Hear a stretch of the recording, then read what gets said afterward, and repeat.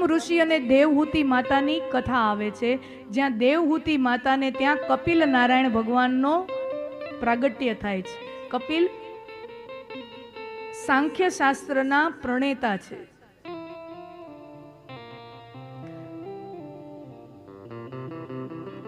અને ત્યારે દેવહૂતિ માતા અમુક પ્રશ્નો, એક માતા પોતાના દીકરાને પ્રશ્ન પૂછે છે, અને ત્યારે દીકરો પોતાની માતાને જ્ઞાન આપે છે અને ઘણા બધા પ્રશ્નો પૂછે છે કે જીવ ક્યાંથી જન્મે છે, જીવનો સૌથી પહેલો વાસ ક્યાં છે, એ કઈ રીતે સૃષ્ટિ ઉપર આવે છે, કઈ રીતે કર્મના બંધનમાં અટવાય છે, કર્મના પ્રકારો કેટલા અને કર્મના બંધનમાંથી છૂટવાના રસ્તા કયા, આવા બધા પ્રશ્નો દેવહૂતિ માતા પોતાના દીકરાને પૂછે છે.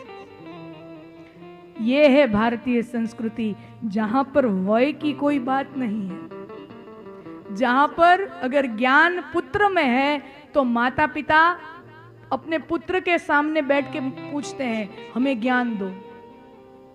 દીકરા પાસે જ્ઞાન હોય તો મા બાપ દીકરા પાસેથી જ્ઞાન લે, અને મા બાપ પાસે જ્ઞાન હોય તો સંતાન મા બાપ. જ્ઞાન કોની પાસેથી છે એની પાસેથી લેવાનો મહિમા છે. ત્યારે કપિલ નારાયણ ભગવાન આ સાંખ્ય શાસ્ત્રનો ઉપદેશ આપે છે, અને ત્યાં સૌથી પહેલી વાત કહે છે કે જીવનો સૌથી પહેલો નિવાસ અનાજના કણમાં હોય છે. સુન્ના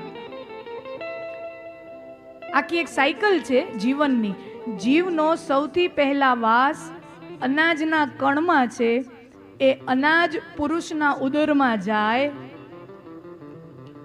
પછી એમાંથી વીર્ય થાય, અને વીર્ય સ્ત્રીના શરીરમાં આવે, અને સ્ત્રીના શરીરમાં પછી આખું જીવન વિકાસ પામે.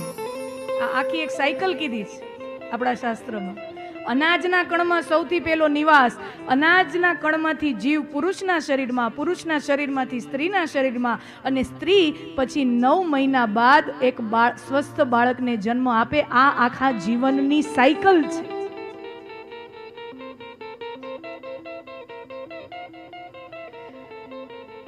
અને જીવ જ્યારે માના ઉદરમાં હોય ત્યારે એને કાંઈ કરવું ના પડે, અને કાંઈ કરી પણ શકે નહીં.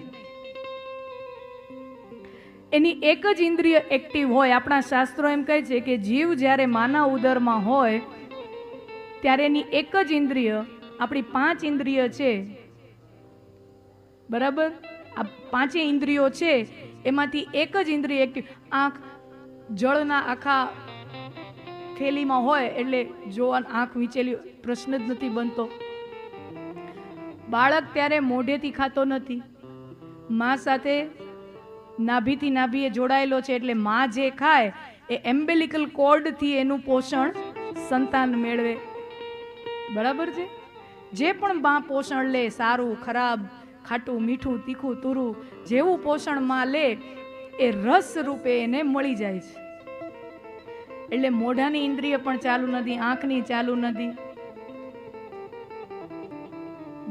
ઘ્રાણેન્દ્રિય નાક પણ એક્ટિવ ના હોય. માત્ર ને માત્ર આપણા શાસ્ત્રો કહે છે એક જ ઇન્દ્રિય એક્ટિવ હોય. આપણો જ્યારે જન્મ થાય ને, માના ઉદરમાં સૌથી પહેલો જન્મ ઉદ્ભવ આપણો માના ઉદરમાં થાય, 12 પછી થાય ને. સૌથી પહેલો આપણી કઈ વસ્તુ એક્ટિવેટ થાય? શ્રવણ ઇન્દ્રિય. શ્રવણ ઇન્દ્રિય આ એક એવી ઇન્દ્રિય છે જે સૌથી પહેલા એક્ટિવ થાય.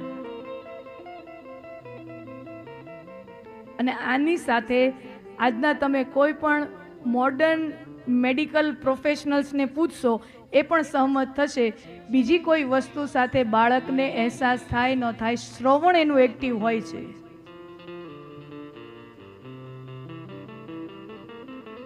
તો બાળક જ્યારે માના ઉદરમાં હોય ત્યારે એને કોઈ કર્મ કરવું પડતું નથી, એને ખાવાનું કર્મ પણ કરવું પડતું નથી, શ્વાસ લેવાનું કર્મ પણ કરવું પડતું નથી. એ માતા સાથેનું જોડાણ છે ત્યાંથી બધું થાય છે. પછી સંસારમાં જ્યારે આવે છે ત્યારે કર્મ બંધનમાં અટવાય છે. આ ભાગવતજીના 3જા સ્કંદમાં દેવહૂતિ માતા અને કપિલ નારાયણ ભગવાન વચ્ચેનો સંવાદ છે, જેને સાંખ્ય શાસ્ત્ર તરીકે ઓળખાય છે. 6 શાસ્ત્રો છે, એમાંનું એક સાંખ્ય શાસ્ત્ર.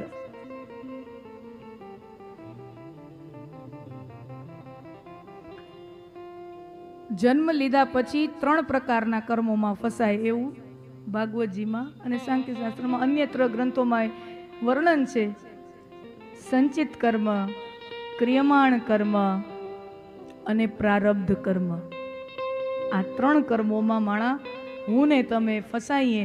અને ભગવાન શ્રી કૃષ્ણ અર્જુનને કહે છે, એ અર્જુન, આ કર્મના અને વાસનાના એવા તાણા બાણા છે, એવા તાણા બાણા, એવી આખી મેં જાલ ગૂંથી રાખી છે કે જીવ ધારે ને તો એમાંથી નીકળી ન શકે. કર્મની ગતિ અતિ ગહન છે, ઈ ધારે ને તો એમાંથી નીકળી ન શકે. એવી સૂક્ષ્મ ગતિ છે. અને જેવું કર્મ કરીએ એવું ભોગવવું પડે. એવું આપણે તો ત્યાં એવું જ માનીએ ને. આપણે તો એવા લોકો છીએ કે મોટી મોટી હિંસા અને આક્રમણ ને ક્રૂરતાની વાત તો દૂરની રહી. આપણે તો અહીંયા કોક રસ્તામાં આમ કીડી હાલ જતી હોય ને, કીડીઓનું આમ લાઈન આમ જતી હોય ને, તો આપણી ધ્યાનમાં આવે તો આપણે તો અહીંયા એના ઉપર પગ આમ હાચવીને હાલી કે આપણો પગ કીડી માથે ન આવી જાય. આટલી સૂક્ષ્મ દર્શન આપણા સનાતન ધર્મે કરી છે कि जितना जीने का अधिकार हमें है उतना ही जीने का अधिकार जीवन में इस सृष्टि पर जो भी जीव है उसको भी उतना ही अधिकार है.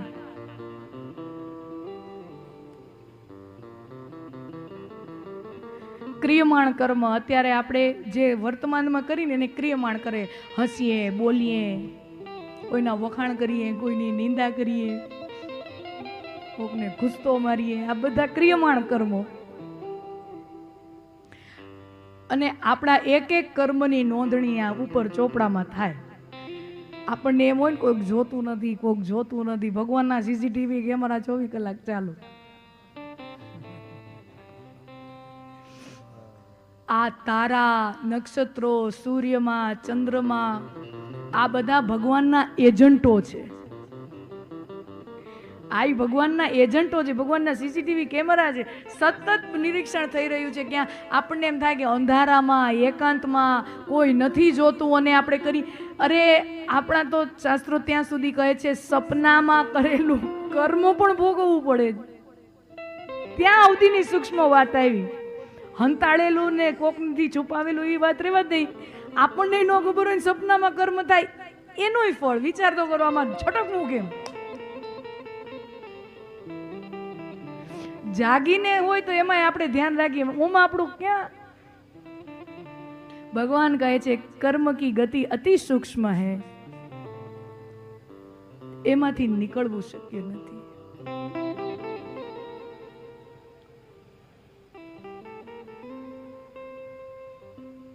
અને વાત નીકળી છે તો સુંદર મજાની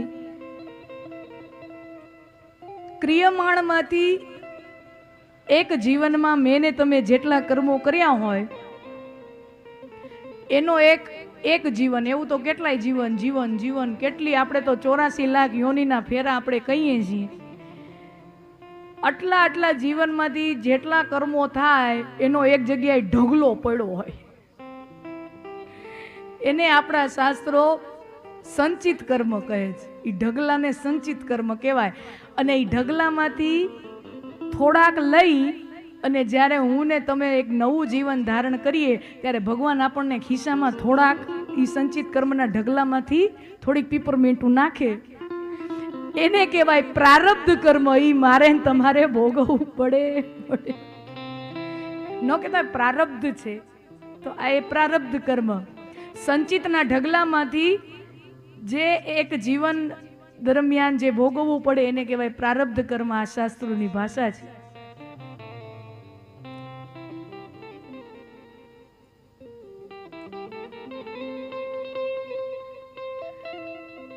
અને કર્મની ગતિ તો એટલી સૂક્ષ્મ છે. ઘણી વખત આપણને એમ લાગે, ઘણી વાર પ્રશ્ન થશે, જોજો, ઘણી વાર મને તમને પ્રશ્ન થાય કે દુનિયામાં જેટલા બધા ડોન લોકો છે, જેટલા બધા ગુંડા લોકો છે, એ બધા તો બહુ વૈભવી ને ટેસ્ટ વાળું જીવન જીવે છે. થાય ને, પ્રશ્નો થશે તમને, જોજો. એના તો વૈભવી બંગલા હોય, વૈભવી કાર હોય, વૈભવી જીવન હોય. અને ઘણીવાર આપણને એમ થાય કે આપણે તો નીતિથી જીવીએ છીએ, પ્રામાણિકતાથી જીવીએ છીએ, અને આપણા તો નવડાઈ મળતા નથી. પ્રશ્ન થાય ને. ઓલા લોકો ટેસ્ટથી જીવે છે અને આપણી પાસે તો માંડ માંડ નવડા છેડા મળતા નથી. આવું કેમ બની શકે? આ ઓના જેવું છે. જો એક કોઠી ભરી હોય ને, કોઠી,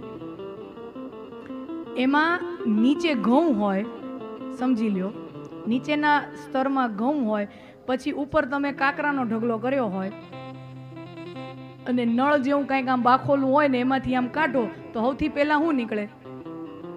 ઘઉં. કારણ કે કોક ભવના એને ઘઉં અંદર ભરેલા છે, તો સૌથી પહેલા અહીંયા ઘઉં નીકળશે. પણ જેવા ઘઉં ખૂટી જાય પછી ઈ સમજી લ્યો કે જે લોકો વૈભવી જીવન જીવે છે ને, એને કોક ભવમાં પુણ્યના ઢગલા ભેગા કર્યા હશે, જે આ જીવનમાં ઈ પ્રારબ્ધ રૂપે ભોગવી રહ્યા છે. પણ અત્યારે આ જન્મમાં એને કાકરા ભેગા કર્યા છે. અત્યારે કાકરા ભેગા કરે એ કોક દી તો ભોગવવા જ પડે ને.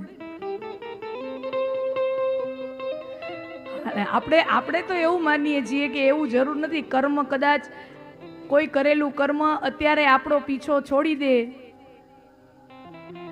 તો આપણે એમાંથી છૂટી ગયા. ના, એનો હિસાબ 25 વર્ષ પછી એ થાય અને 25 જન્મ પછી એ થાય. એવું માનવા વાળા આપણે તો. એનો હિસાબ. અને એવું એ નથી કે આપણે કોકની હારે, માનો કે ધંધામાં ખોટું કર્યું તો આપણી હારે ધંધામાં જ ખોટું થાય, એવું એ નથી.